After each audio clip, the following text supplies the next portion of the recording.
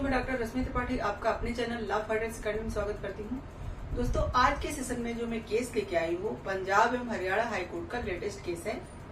आज के केस के माध्यम से हम लोग जो मुद्दा लेके आए हैं वो हमारा मुद्दा है नेगोशिएबल इंस्ट्रूमेंट एक्ट पे, यानी कि एनआई एक्ट जो होता है, जो कि जैसे कि चेक वगैरह बाउंस हो जाता है तो उसके लिए जो है हम लोग जो नियम कानून लगाते हैं तो इसी एक्ट के तहत होता है।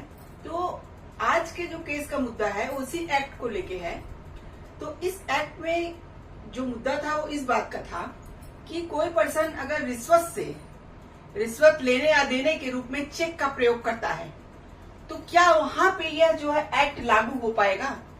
तो ऐसा ही एक मुद्दा पंजाब एवं हरियाणा हाईकोर्ट के सामने जाता है। तो चलिए हम लोग अपना सेशन स्टार्ट करते हैं और इस बात को विस्तार से जानते हैं कि क्या एनआई एक्ट के तहत रिश्वत लेने या देने पे जो चेक दिया जाता है क्या उसके बाउंसों पे केस किया जा सकता है या नहीं किया जा सकता। तो जैसा केस के फैक्ट कुछ यूं रहते हैं कि एक पर्सन ने कई लोगों से के साथ मिल करके ये बोला कि अगर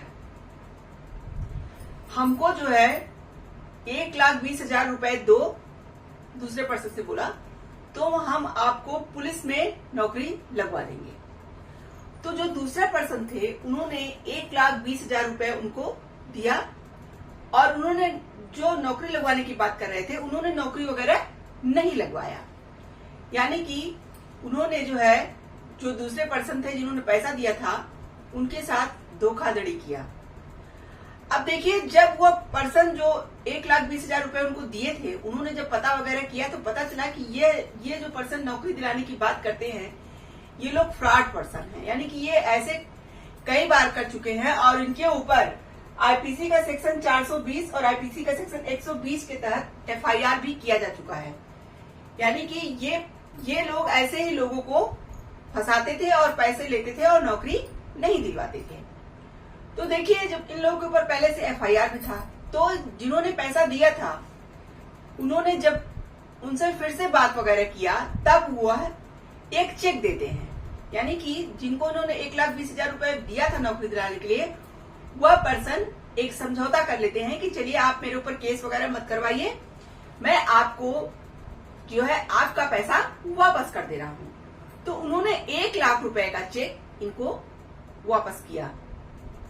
अब चेक वापस किया, जब ये चेक लेकर के पैसा निकालने अकाउंट पे जाते हैं तो बैंक वाले बताते हैं कि उन्होंने जो है जो गलत काम वगैरह किया था, फ्रॉड वगैरह वो कर रहे थे, इसके कारण उनका जो है अकाउंट बंद कर दिया गया है।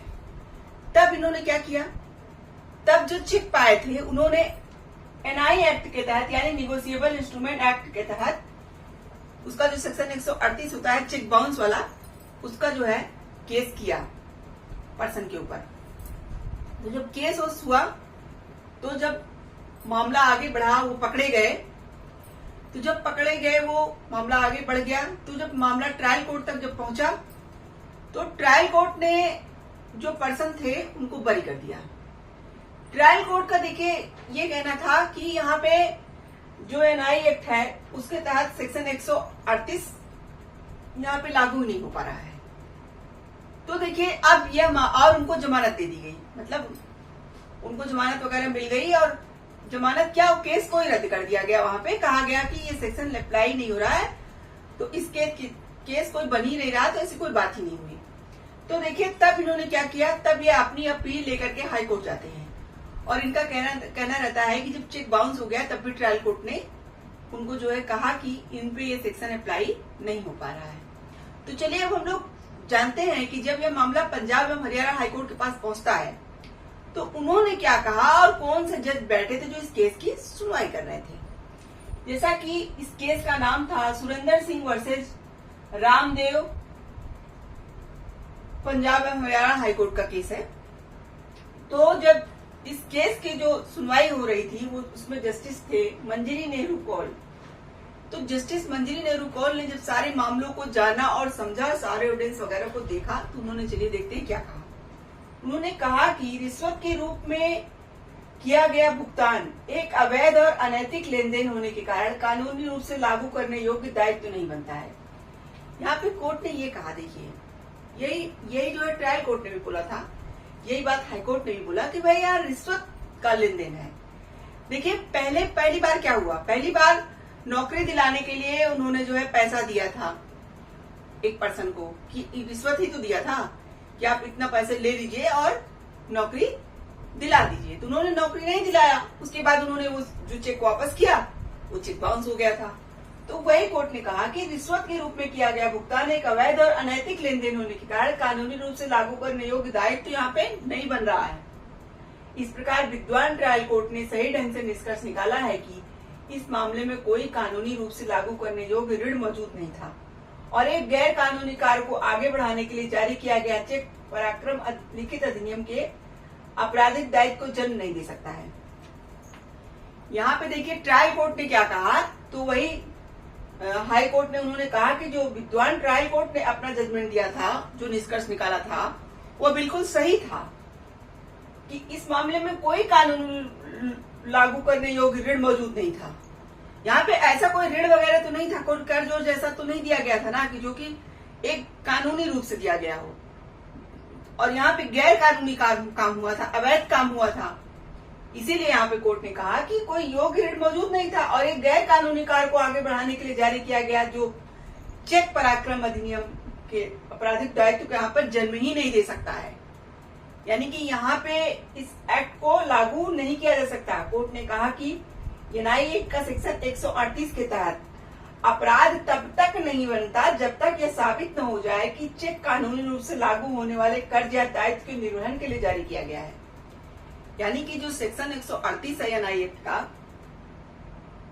पराक्रम लिखित अधिनियम का, यह बात कहता है कि यह जो है तब तक नहीं लागू होगा जब तक यह साबित न हो जाए कि चेक कानूनी रूप से लागू होने वाले कर्ज या दायित्व के निर्वहन के लिए जारी किया गया था। अगर जब ये बातें प्रूफ हो जाएंगी तभी ये सेक्शन 138 यहाँ पे अप्लाई होगा। तो यहाँ पे ऐसा कुछ था नहीं, यहाँ पे जो है रिश्वत के रूप में वो पैसा लिया दिया गया था। तो आप किसी को अगर रिश्वत के रूप में कोई चीज देते हो तो पहले ही आप गैर कानूनी काम कर रहे हो, अवैध काम कर रहे हो।